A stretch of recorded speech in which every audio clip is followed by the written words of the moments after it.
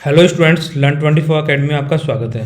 देखिए स्टूडेंट्स, हम पढ़ रहे थे ऑडिटिंग में हमने इसका चैप्टर 1 स्टार्ट कर दिया था, जिसमें हम इसके पार्ट 1 पार्ट 2 देख चुके हैं। आज हम इसका करेंगे पार्ट 3, ठीक है।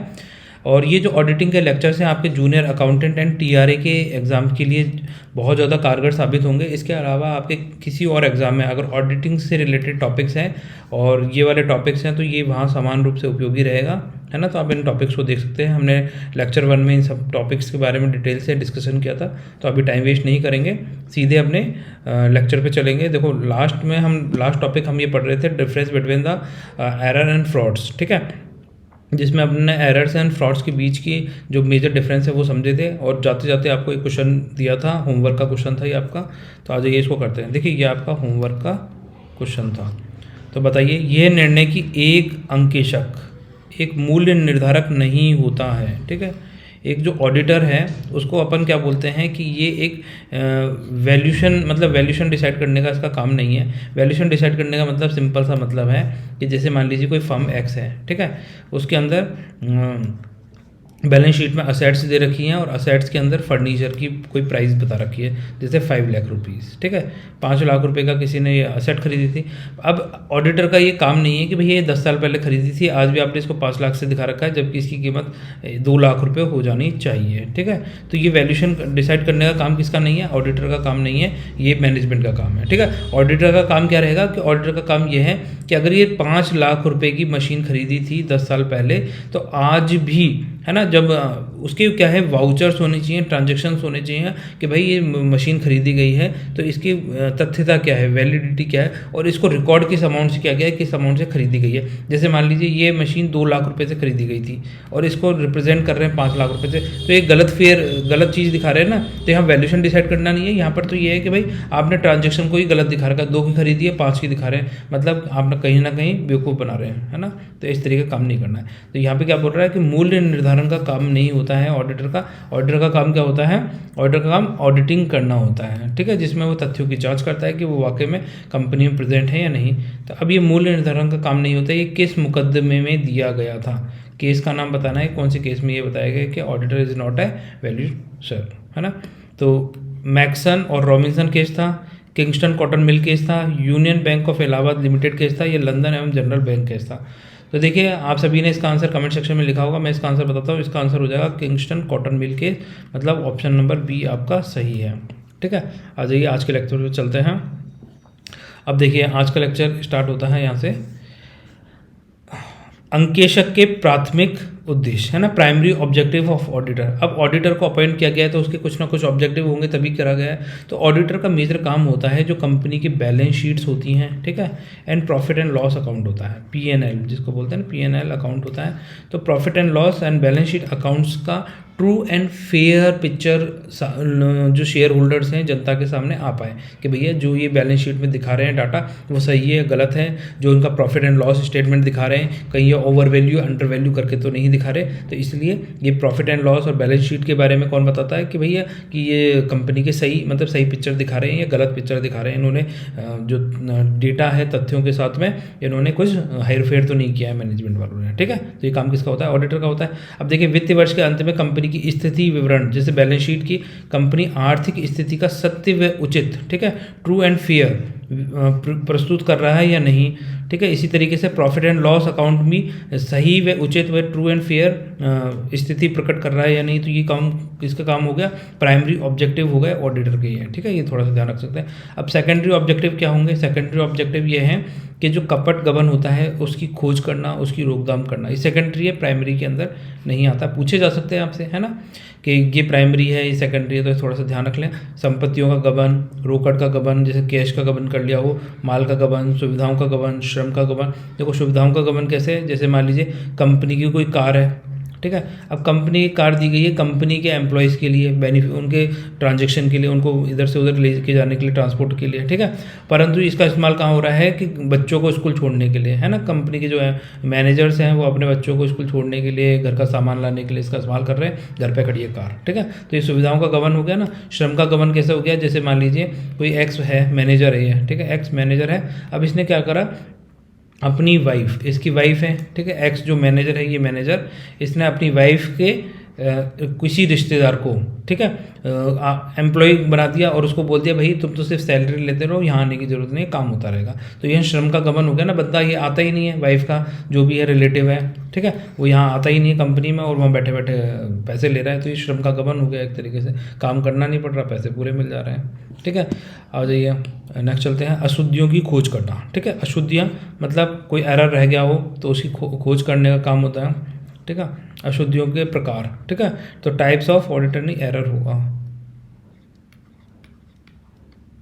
ठीक है। टाइप्स ऑफ एरर में पहला है लिपिकीय अशुद्धियाँ, मतलब क्लैरिकल एरर। तो क्लैरिकल एरर कौन सा होता है कि जिससे मान लीजिए कोई, ये सबसे बेसिक एरर माना जाता है, क्योंकि देखो सारे जितने भी रिकॉर्ड्स होंगे, ट्रांजैक्शंस होंगे, जैसे 5 की जगह 2 लिख दिया, 2 की जगह 5 लिख दिया, है ना, तो ये थोड़ा मैकेनिकल टाइप ऑफ एरर होता है जो लिपिकीय मतलब जो क्लर्क्स के द्वारा होता है जो ट्रांजेक्शन्स को रिकॉर्ड कर रहे होते हैं, ठीक है। इसमें दोहराव की अशुद्धि, भूल की अशुद्धि, क्षतिपूरक अशुद्धि या गणितीय अशुद्धि सम्मिलित होती हैं। तो दोहराव की अशुद्धि जैसे मान लीजिए एक ही एंट्री को 2 बार लिख दिया, और भूल की अशुद्धि, कोई भूल गया ट्रांजैक्शन करने में, क्षतिपूर्ति मतलब इधर का उधर कंपनसेट करने के लिए कर दी कोई अशुद्धि, है ना। और गणितीय अशुद्धि मैथमेटिकल एरर कर रहा है कोई कैलकुलेशन करने में, प्लस माइनस करने में, ठीक है। सैद्धांतिक अशुद्धि कौन सी होती है, प्रिंसिपल एरर्स, ठीक है। तो ये आयगत की पूंजीगत और पूंजीगत को आयगत रिप्रेजेंट कर देते हैं। आयगत मतलब जो पैसा रिसीव होना है उसको तो कैपिटल नेचर का दिखा दिया, जो रेवेन्यू नेचर का नेचर है ना, रेवेन्यू होती है जैसे मान लीजिए रेंट क्या होता है, हर महीने आएगा आपके पास में, या हर महीने आपको पे करना पड़ेगा। कैपिटल नेचर का क्या होता है, आपने कोई फिक्स असेट्स परचेज कर ली है, ठीक है, कोई मशीनरी परचेज कर ली है ना, कोई हाउस बिल्डिंग की खरीद लिया है, तो अब बार बार थोड़ी खरीदेंगे, तो ये कैपिटल को रेवेन्यू में दिखा देना, रेवेन्यू को कैपिटल नेचर का दिखा देना। तो इस तरीके कोई प्रिंसिपल टाइप्स ऑफ एरर है, मतलब यानी मूल सिद्धांतिक गलती कर रहे हो आप, है ना, मूल सिद्धांत की गलती है ना। रेवेन्यू तो क्या होता है, रेवेन्यू जनरेट होता है, हर महीने आता है, मंथली बेसिस पे आएगा, जब आप प्रोडक्ट बेचेंगे तब आएगा। कैपिटल से तो क्या होगा, एक बार पैसा लगेगा फिर वो पास पड़ी रहेगी आपके पास में, उसका इस्तेमाल करते रहेंगे। खर्चों की पहचान ना कर पाना, आपने जो खर्चे किए हैं उसका पहचान ही नहीं कर पा रही, प्रिंसिपल टाइप ऑफ एरर है, ठीक है। स्वीकृति सामान्य सिद्धांत में मानकों का पालन ना करना, ठीक है, जो भी स्टैंडर्ड्स हैं उनका पालन नहीं कर रहे हो आप, तो इस तरीके एरर्स करेंगे तो उसको क्या बोलेंगे, प्रिंसिपल टाइप ऑफ एरर बोलेंगे, मुख्य एरर्स बोला जाता है, ठीक है, ये इंपॉर्टेंट होता है। अब देखिए यहाँ पे एक इंपॉर्टेंट वर्ड है टीमिंग एंड लीडिंग, ठीक है। तो ये टीमिंग, लेडिंग, लैंपिंग, ये क्या होते हैं, टीमिंग, लेडिंग, लैंपिंग। सबसे पहले तो इस पर इंपॉर्टेंट मार्क कर लीजिए, क्योंकि ये यहाँ से क्या है, एग्जाम में क्वेश्चन पूछे जाने की प्रबल संभावना रहती है। What is meaning of teeming, lading and lapping, है ना, ये तीनों का एक ही मतलब होता है। इसमें क्या होता है, जैसे मान लीजिए एक्स है, ठीक है, तो इसमें एक्स से जो पैसा कंपनी में जमा हुआ, मतलब मान लीजिए इसने 5,000 करोड़ रुपए जमा कराए हैं, ठीक है। अब इसने 5,000 करोड़ रुपए यहाँ जमा कराए हैं, परंतु क्या करेंगे, ये 5,000 करोड़ रुपए का गबन कर लिया जाएगा। अब क्या होगा, बी बंदा आएगा, बी बंदा भी 5,000 करोड़ जमा करेगा, तो ये जो 5,000 करोड़ रुपए बी ने जमा कराए हैं ये ए के खाते में जमा कर देंगे, जबकि किसके खाते में जमा होने चाहिए थे, बी के खाते में जमा होने चाहिए थे, ठीक है। अब क्या करेंगे, बी के खाते में अभी कुछ नहीं है, जब सी कोई बंदा आएगा, सी जब पैसा जमा कराएगा तो सी के पैसे बी के खाते में डाल देंगे। तो मतलब ये क्या है, ये कंटिन्यू चलता जाता है ना। तो इसमें क्या होता है, एक ग्राहक से जो पैसा रिसीव हुआ है वो उसका इस्तेमाल कर लिया जाता है, और बाकी जो ग्राहकों से आता है वो इधर से उधर, उधर से उधर ट्रांजेक्शन करते रहते हैं, ठीक है।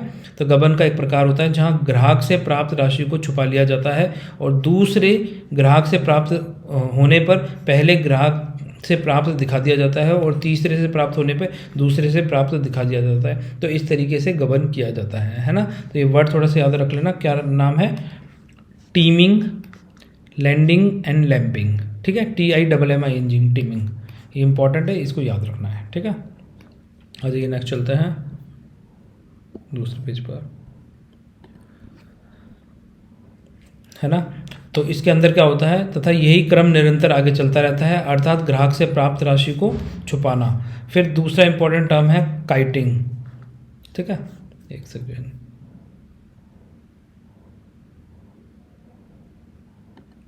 ठीक है।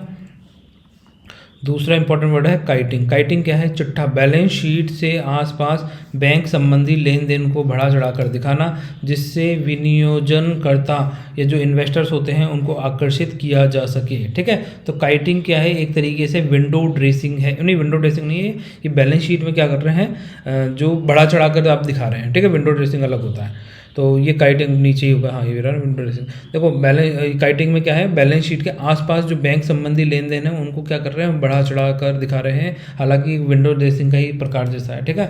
दिखावटी प्रदर्शन, विंडो ड्रेसिंग क्या होता है, दिखावटी प्रदर्शन, ठीक है।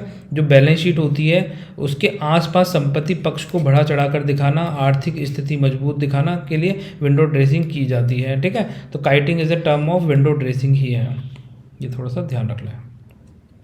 अजय नेक्स्ट चलते हैं। अब देखिए यहाँ पर अंकेषण व अनुसंधान में अंतर है ना, what is the major difference between the audit and investigation.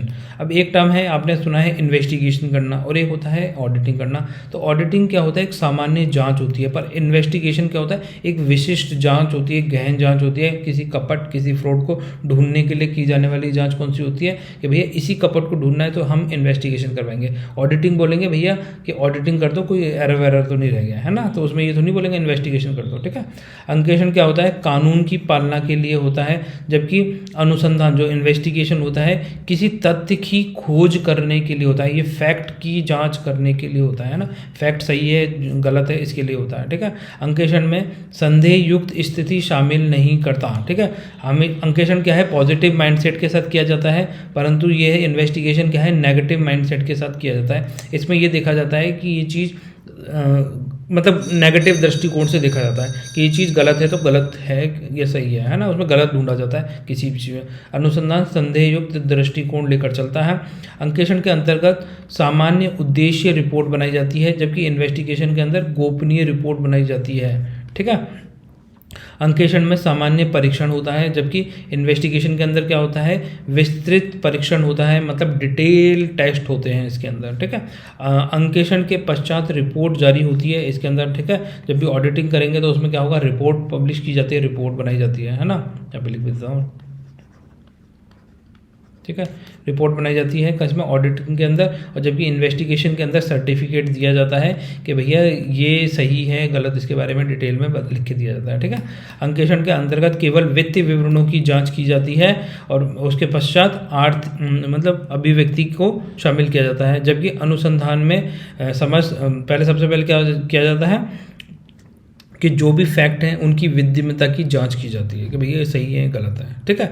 इसमें क्या कर रहे हैं, इसमें आर्थिक इकोनॉमिक के लिए होता है, और जबकि किसके लिए होता है, समस्त जांच के लिए होता है, होल इन्वेस्टिगेशन के लिए होता है ना। मतलब विद्यमानता, गैर विद्यमानता, मतलब चीज़ें अवेलेबल हैं या नॉट अवेलेबल हैं उसको देखने के लिए इन्वेस्टिगेशन किया जाता है, ठीक है। मतलब सही गलत का पहचान करने के लिए इन्वेस्टिगेशन की जाती है, सिंपल सी भाषा में याद रख लीजिए, ठीक है। अंकेषण का कार्य निष्पादन एवं ईमानदारी रहते हुए अपना कार्य बिना किसी पूर्वग्रह एवं भय रहित होकर करना चाहिए। अंकेषण उन सभी कार्यों के लिए उत्तरदायी होता है जो अंकेषण के विशिष्ट विशेषज्ञों द्वारा किए जाते हैं। वित्तीय विवरणों में अशुद्धि, कपट के संबंध में अंकेषण का उत्तरदायित्व SA-240, मतलब देखो 240 है ना। तो ये स्टैंडर्ड ऑफ ऑडिटिंग में अपन ने पढ़ा था कि SA नाम बदल दिया गया है, ठीक है। तो बताइए उसका पूर्व नाम क्या था SA का, ये आपको बताना है, ठीक है।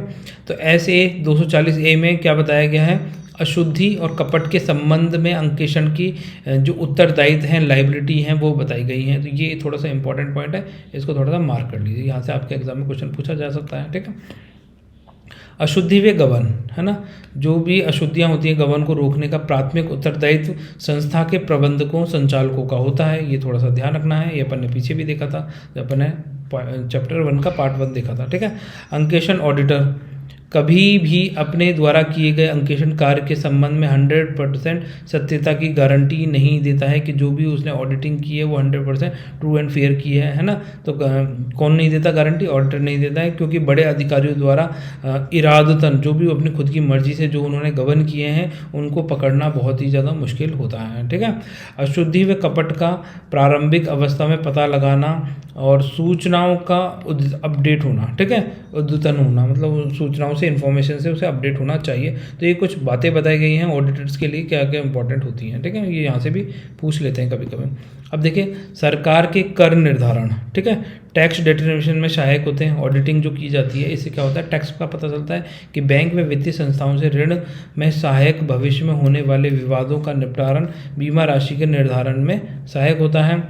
विनियोजनों जो कि हित की सुरक्षा, व्यवस्था की सही आर्थिक स्थिति का निर्धारण, अंकेक्षण की सीमाएं, लिमिटेशन ऑफ ऑडिटिंग, अशुद्धि, कपट की 100% रोकथाम संभव नहीं होती है, आंतरिक सूचनाओं पर निर्भर करता है, ठीक है। अपर्याप्त बाहरी साक्ष्य हों, प्रबंधकों का प्रभाव हो, सत्यता की गारंटी ना लेना, केवल वित्तीय विवरणों पर राय की अभिव्यक्ति देना, ये कुछ कैरेक्टरिस्टिक्स है अंकेक्षक की। इसके अलावा यहाँ पर अंकेक्षक के गुण बता रखे हैं, है ना। क्वालिटीज़ ऑफ ऑडिटर, है ना, पेशेवर प्रोफेशनल क्वालिटीज़ होती हैं कुछ अंकेक्षक की, और पुस्त पालन व लेखा शास्त्र का ज्ञान होना चाहिए इसको, है ना। कंपनी अधिनियम, आयकर अधिनियम, माल व सेवा कर अधिनियम की जानकारी होनी चाहिए, अर्थशास्त्र और सांख्यिकी की थोड़ी जानकारी होनी चाहिए, लेखा मानकों, अंकेक्षक मानकों की जानकारी होनी चाहिए, लेखा मानकों के सामान्य सिद्धांतों की भी इसको जानकारी होनी चाहिए जो भी ऑडिटर है। प्रबंधन जो मैनेजमेंट होता है उसकी जानकारी, श्रम कानूनों की जानकारी होनी चाहिए, स्पष्ट, संक्षिप्त एवं परिपूर्ण रिपोर्ट लिखने की योग्यता रखने वाला होना चाहिए। तो ये कुछ इंपॉर्टेंट क्वालिटीज़ हैं जो अंकेक्षण के अंदर होनी चाहिए। इसके अलावा यहाँ पर व्यक्तिगत गुण हैं ऑडिटर के कुछ, ठीक है। तो पर्सनल क्वालिटीज़, ईमानदार, उच्च नैतिक गुण, सतर्कता, निष्पक्षता, गोपनीयता रखने वाला, परिश्रमिक, धैर्यवान, आकर्षक व्यक्तित्व, संप्रेषण कुशलता, अपने आप हाव भाव व आचरण से प्रभावित करने वाला, सहज बुद्धि होना चाहिए। तो ये कुछ इंपॉर्टेंट क्वालिटीज़ ऑफ ऑडिटर बताई गई हैं यहाँ पर।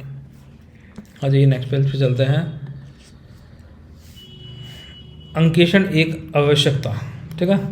तो ऑडिटर जो है उसकी आवश्यकता, विलासिता, अनिवार्यता के रूप में, audit as requirement, mandatory, luxury, ठीक है।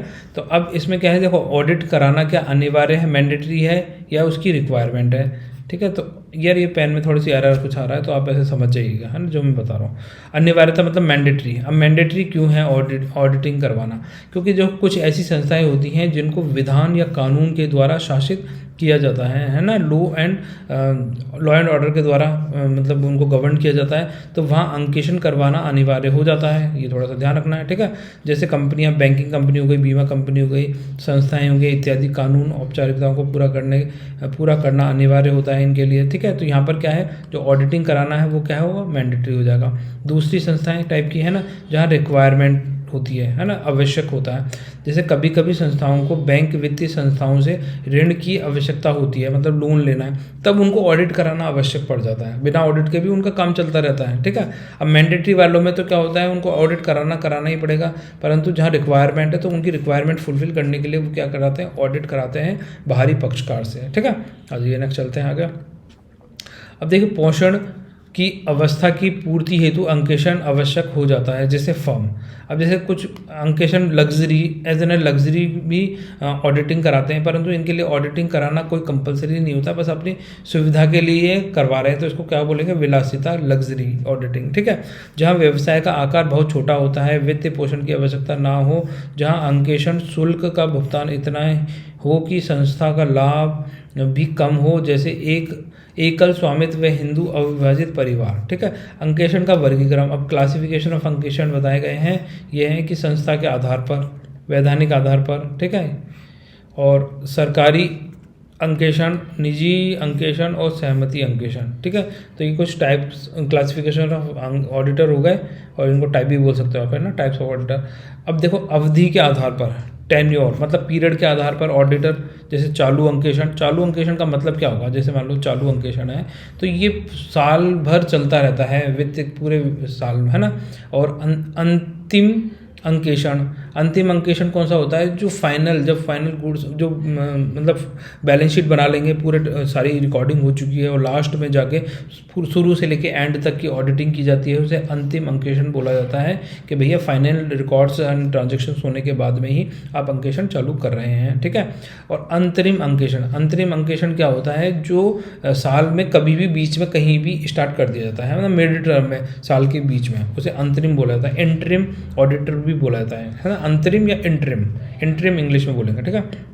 अन्य आधार, प्रबंध अंकेक्षण और लागत अंकेक्षण, ठीक है। प्रबंध अंकेक्षण कौन सा होता है, मैनेजमेंट ऑडिट, और लागत अंकेक्षण कौन सा होता है, कॉस्ट ऑडिट। तो ये हम इनको देखेंगे, आ जाइए देखते हैं, क्योंकि यहीं से आपके एग्जाम में क्वेश्चन पूछे जाएंगे, ठीक है। इसको मैं थोड़ा सा एक बार वो कर देता हूँ, क्या कर देता हूँ, ठीक है, थोड़ा छोटा कर देता हूँ इसको, जैसे आपको दिखाई दे सके।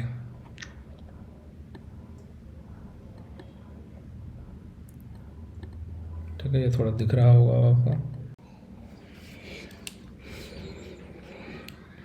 हेलो स्टूडेंट्स, अब यहाँ से देखिए संस्थाओं के आधार पर, क्योंकि इससे पहले पीछे वाले पेज तक तो हम यहाँ तक कर चुके थे, कंप्लीट है ना।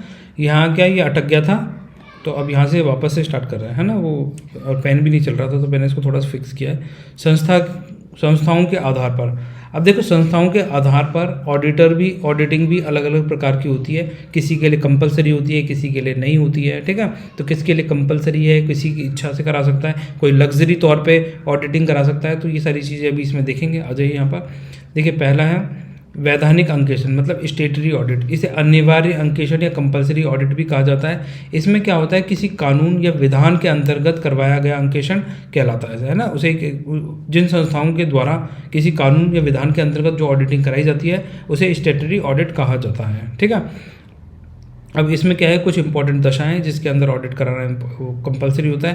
पहला तो ये कि अगर किसी कंपनी, किसी संस्था का निर्माण कंपनी अधिनियम 2013 के अंतर्गत हुआ है तो उसे कौन सी स्टेटरी ऑडिट करवाना कंपलसरी हो जाएगा। ठीक है, दूसरा पॉइंट क्या कहता है, दूसरा कहता है बैंकिंग विनियामक अधिनियम 1949, है ना। बैंकिंग रेगुलेशन एक्ट 1949 के तहत किसी संस्था का निर्माण कराया गया है, ठीक है, तो उसे भी क्या है, स्टेटरी ऑडिट कराना इंपॉर्टेंट हो जाएगा। इसके अलावा जो ऐसी सहकारी समितियां जो 1912 अधिनियम के अंतर्गत बनी हैं उन्हें भी कंपलसरी ऑडिट कराना होगा, मतलब स्टेटरी ऑडिट कराना इंपॉर्टेंट होगा। ये कंपलसरी बोल दीजिए। आ जाइए नेक्स्ट चलते हैं, सार्वजनिक प्रन्यास। ठीक है, कोई पब्लिक कंपनी है, कोई बीमा संस्था है, तो इनको भी क्या होगा, स्टेटरी कंपलसरी ऑडिट कराना अनिवार्य होता है। तो ये जो स्टेटरी ऑडिटिंग होती है, तो ये क्या है, संसद के द्वारा, है ना, यह राज्य विधानमंडल के द्वारा पारित विशेष अधिनियमों के अंतर्गत निर्गमित होते हैं। ये थोड़ा ध्यान रखना। और इनके जो ऑडिटर होते हैं उनकी जो नियुक्ति या पद से हटाना या उनका जो पारिश्रमिक होता है, अधिकार कर्तव्य संबंधी प्रावधान विधान द्वारा ही निर्धारित किए जा सकते हैं। अब देखो यहाँ पे एक इम्पॉर्टेंट पॉइंट आता है, जिस विधान कानून के अंतर्गत संस्था बनी है, ठीक है, उसी विधान कानून के अंतर्गत क्या किया जाता है, इसके कार्य क्षेत्र को आपसी नियोक्ता से बढ़ाया जा सकता है। क्या कर सकते हैं, बढ़ा सकते हैं सहमति से। जो ऑडिटर है उसके कार्य क्षेत्र को क्या है, कार्य क्षेत्र को बढ़ा सकते हैं, परंतु किसी भी दशा में कम नहीं कर सकते हैं। ये थोड़ा सा इंपॉर्टेंट पॉइंट हो जाता है, ये थोड़ा ध्यान रखना। ठीक है, स्टेटरी ऑडिट में जो ऑडिटर है उसके कार्य क्षेत्र को किसी भी दशा में कम नहीं कर सकते हैं, परंतु उसके कार्य क्षेत्र को बढ़ाया जा सकता है। ये पॉइंट है, ये इंपॉर्टेंट याद रखना है इस पॉइंट में, क्योंकि ये ऐसी चीज़ों से ही क्वेश्चन निकल कर आएगा। ठीक है, किया जा सकता है। अंकेक्षण रिपोर्ट विधान द्वारा निर्धारित व्यक्ति को दी जाती है। इसके अलावा आ जाइए नेक्स्ट चलते हैं, ऐच्छिक या निजी अंकेक्षण। ठीक है, ऐच्छिक निजी अंकेक्षण कौन सा होता है कि ऐसी संस्थाओं के द्वारा ऑडिटिंग करवाना जो कोई प्राइवेट ऑडिट, मतलब यानी प्राइवेट संस्थाएं हैं, है ना, जिनको कोई बाउंड नहीं किया गया कि भाई तुम्हें ऑडिट कराना कंपलसरी है। ये अपनी मर्जी से, जैसे छोटी संस्थाएं हैं वो इस तरह के ऑडिट कराती है ना। संस्थाओं के अंकेक्षण जहाँ विधान कानून के अंतर्गत अनिवार्य नहीं होता, अर्थात जहाँ विधान कानून नहीं लगता, ऐसी एकाकी संस्थाएं आदि। आ जाइए नेक्स्ट पेज पे चलते हैं। तो ये कौन से फर्म हो सकते हैं जो ऐच्छिक ऑडिट करा सकते हैं, जैसे व्यवसाय हो गया, कोई साझेदारी फर्म हो गई, ये संस्था हो गई। ठीक है, अस्पताल, पुस्तकालय, क्लब, विद्यालय, विश्वविद्यालय, इनके लिए क्या है, कंपलसरी ऑडिटिंग नहीं है, ये अपनी मर्जी से कराना चाहे तो करा सकते हैं। ठीक है, अब इसमें क्या इंपॉर्टेंट बात रखने की कि अंकेक्षक के जो अधिकार होंगे, कर्तव्य होंगे, नियुक्ति की शर्तें होंगी, पारिश्रमिक पद से हटाना आदि संबंधी प्रावधान नियोक्ता, स्वामी और अंकेक्षक के आपसी समझौते के आधार पर निर्धारित होते हैं, जिसे बढ़ाया घटाया जा सकता है। ठीक है, यहाँ पर पॉइंट क्या हो गया, इसे तो बढ़ाया घटाया जा सकता है, परंतु स्टेटरी वाले में सिर्फ बढ़ाया जा सकता है, घटाया नहीं जा सकता है। ठीक है, अंकेक्षण रिपोर्ट नियोक्ता को दी जाती है, और यहाँ पर अंकेक्षण रिपोर्ट किसको दे रहे हैं, जो ऑडिटर को अपॉइंट कर रहा है उसको दी जा रही है, जबकि स्टेटरी में किसको दे रहे हैं, कैग दे रहा है प्रेसिडेंट को, और एजी दे रहा है किसको, गवर्नर को। ये थोड़ा सा ध्यान रखना है, क्योंकि यहीं से क्वेश्चन पूछते हैं स्टेटमेंट बना बना के, फिर आप बोलेंगे यार ये चीज़ तो हमने कहीं पढ़ी भी नहीं थी। अब देखिए सरकारी अंकेक्षण, गवर्नमेंट ऑडिट। अब गवर्नमेंट ऑडिट क्या होता है कि केंद्र व राज्य सरकारों के विभागों, कार्यालयों, संगठनों का अंकेक्षण सरकारी अंकेक्षण कहलाता है। इसके लिए संविधान का आर्टिकल कौन सा है, आर्टिकल 148 के तहत राष्ट्रपति के द्वारा नियंत्रण एवं महालेखाकार परीक्षक कैग, ठीक है। तो अब ये क्या है, जो गवर्नमेंट ऑडिट है ये कौन से आर्टिकल में वर्णित है, आर्टिकल नंबर 1148, ठीक है। तो 148, ये थोड़ा सा ध्यान रखना है, पेन से नहीं चलता यार कभी कभी, दोबारा से इसे लिख देते हैं, ठीक है। देखिए आर्टिकल कौन सा हो गया, 1, 4 और 8, अपने हाथ से भी लिख लेना चाहिए क्योंकि इससे क्या होता है आपको हमेशा याद रहेगा, लंबा याद रहेगा।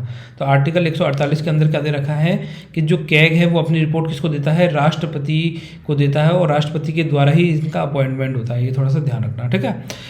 की नियुक्ति की जाती है। नियंत्रण महालेखाकार, कैग के अंकेक्षण के संबंध में अधिकार, कर्तव्य, कार्य क्षेत्र कौन डिसाइड करता है, संसद द्वारा बताए गए विधान द्वारा निर्धारित किए जाते हैं। अंकेक्षण हेतु प्रत्येक राज्य में एक महालेखाकार एजी का कार्यालय खोला गया है जो राज्य एक्शन सरकार के विभागों का अंकेक्षण करना या लेखा पुस्तक को तैयार करने का कार्य करता है।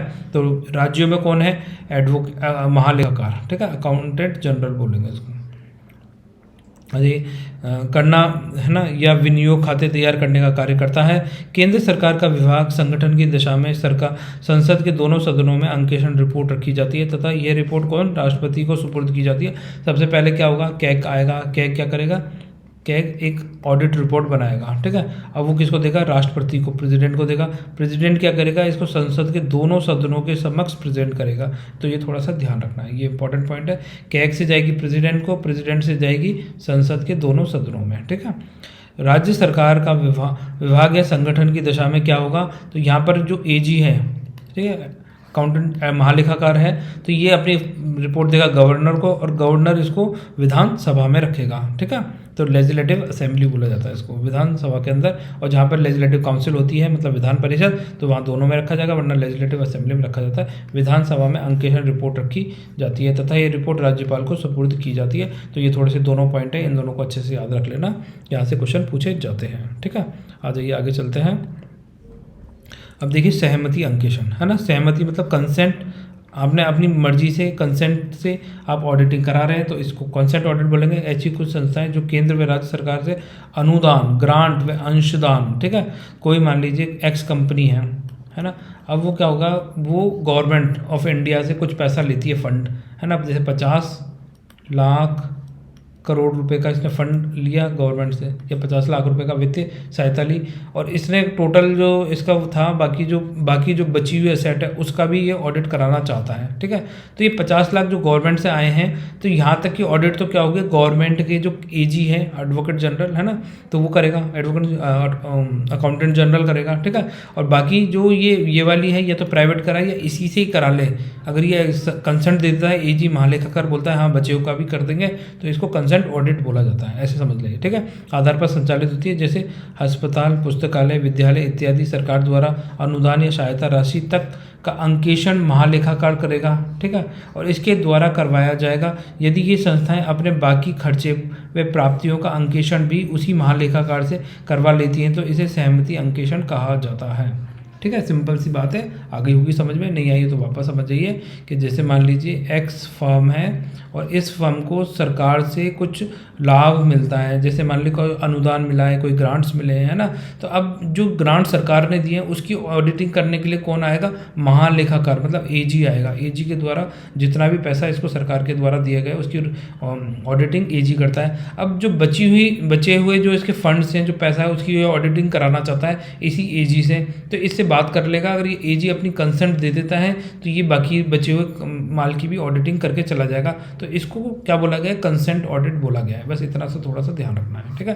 पूछे जाते हैं यार एग्जाम में क्वेश्चन, फिर बाद में आप ध्यान नहीं रखेंगे तो फिर बोलेंगे कि यार हमने समझा नहीं, ठीक है।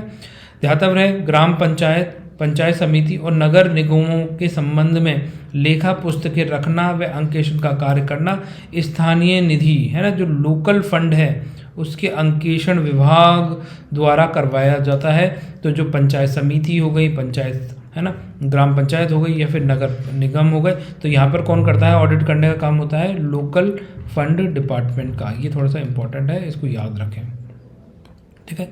यहाँ से क्वेश्चन पूछा जा सकता है कि लोकल फंड डिपार्टमेंट का क्या काम है, वो कहाँ ऑडिट करेगा, तो वो करेगा ऑडिट ग्राम पंचायतों में, ठीक है। यहाँ पे मैं वापस से मार्क कर देता हूँ, ग्राम पंचायतों में, पंचायत समितियों में, ठीक है, और नगर निगमों में।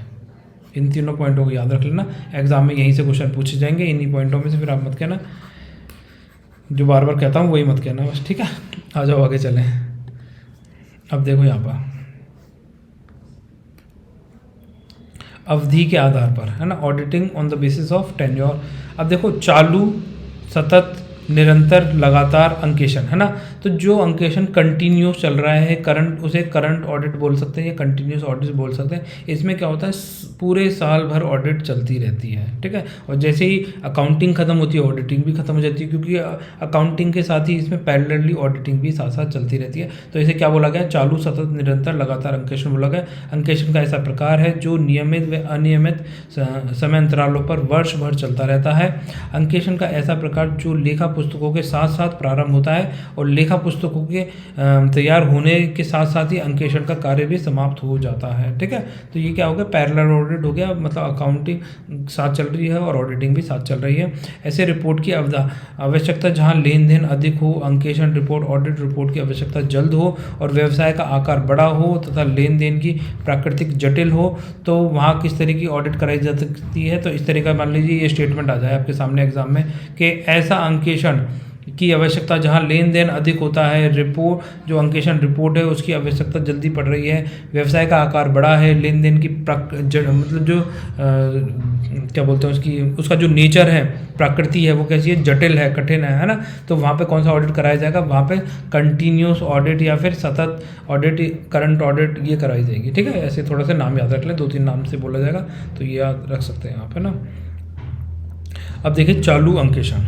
चालू अंकेशन जो के लाभ व सीमाएं, जो करंट ऑडिट है अपन ने पीछे देखा, कंटिन्यूस ऑडिट है, उसके क्या फ़ायदे हैं, क्या नुकसान है, यहाँ समझते हैं। देखिए benefits and limitations of current audit, इसको थोड़ा सा बड़ा कर देता हूँ पहले एक बार, है ना।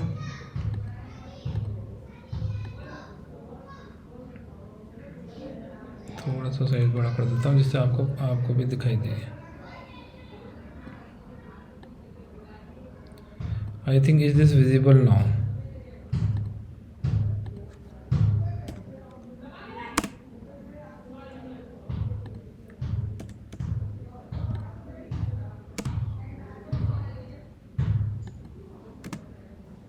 ठीक है,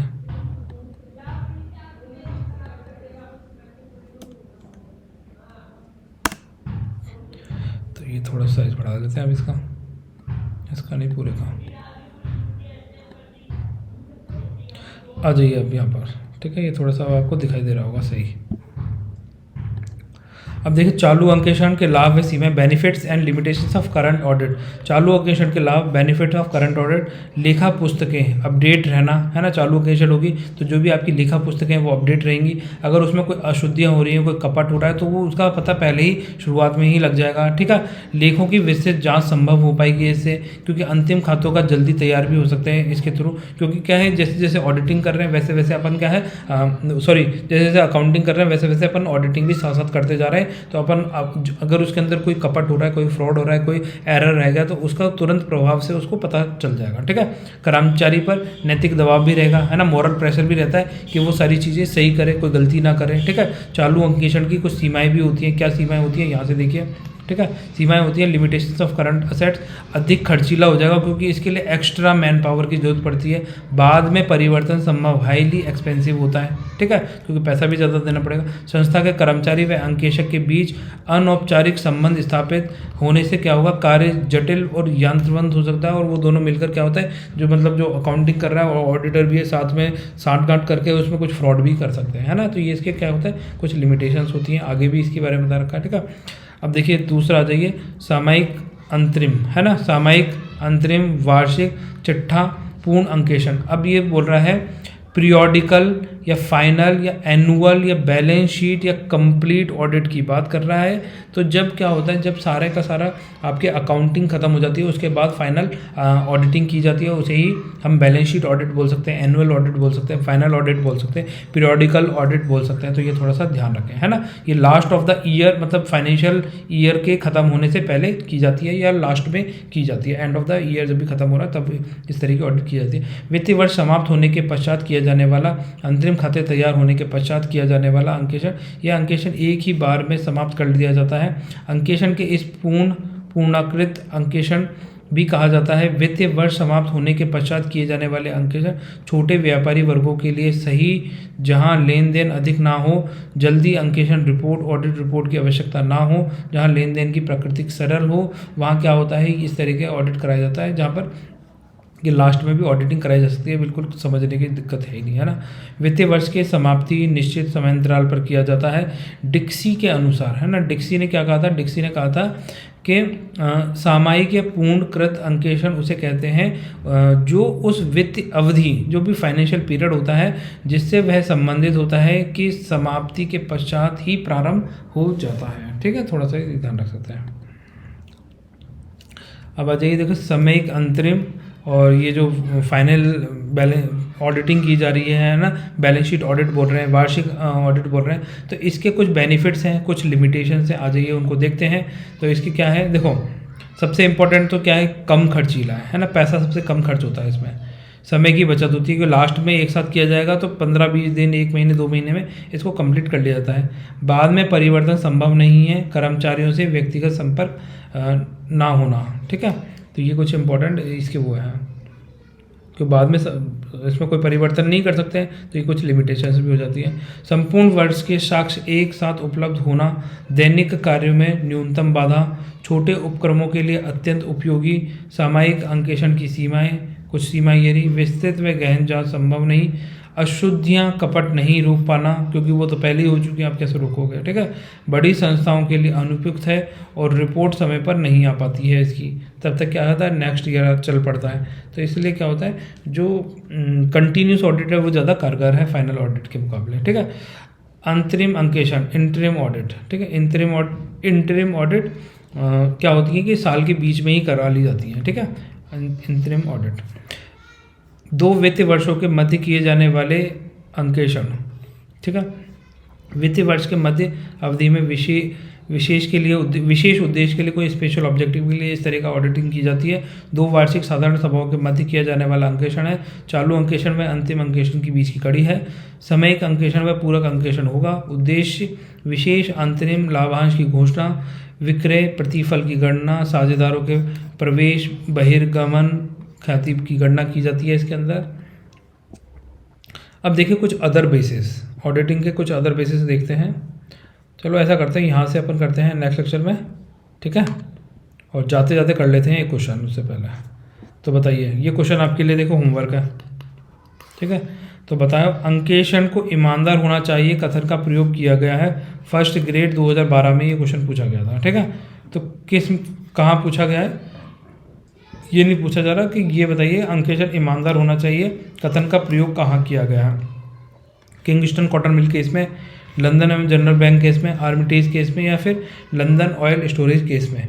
तो आपको क्या करना है, इसका आंसर कमेंट सेक्शन में लिखना है। तो स्टूडेंट मिलते हैं नेक्स्ट लेक्चर में, तब तक के लिए बाय। आप सब लोग खुश रहिए, और नेक्स्ट पार्ट में अपन इसको कंप्लीट कर लेंगे, फिर इसके कुछ MCQ करेंगे चैप्टर 1 के, जिससे आपकी तैयारी और ज़्यादा इम्प्रूव हो सके। ठीक है, तो फिर स्टूडेंट मिलते हैं नेक्स्ट लेक्चर में, तब तक के लिए बाय। आप सब लोग खुश रहिए।